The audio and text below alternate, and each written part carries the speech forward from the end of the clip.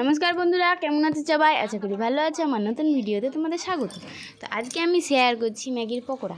তো প্রথমেই জল দিয়ে দিলাম, জলটা হালকা গরম হয়ে গেছে। এবার 4 প্যাকেট ম্যাগি দিয়ে দিলাম। ম্যাগিগুলো সিদ্ধ হয়ে যাবে। ম্যাগিগুলো সিদ্ধ হয়ে গেলে নামিয়ে নেব। তো এই যে ভেঙে দিলাম। তো এবার সিদ্ধ হয়ে গেছে ম্যাগিটা, তাই তুলে নিলাম। মশলা লবণ কিচ্ছু দিইনি, শুধুই ম্যাগিটা সিদ্ধ করে নিয়েছি। এই যে ম্যাগিটা সিদ্ধ হয়ে গেছে, এবার এটা মাখিয়ে নেব।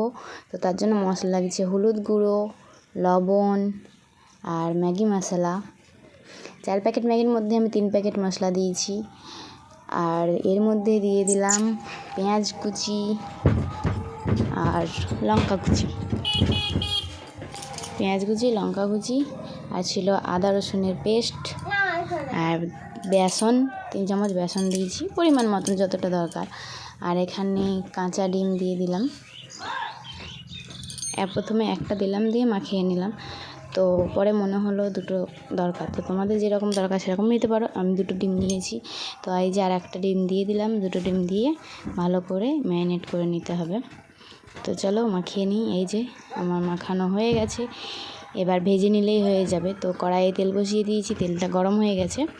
এর মধ্যে পকোড়াগুলো দিয়ে দিলাম, ছোটো ছোটো করে প্রথমে দিয়ে দিলাম। তো ভেজে নিই। ভাজা হয়ে গেছে, তো এই যে তুলে নিই, রেডি।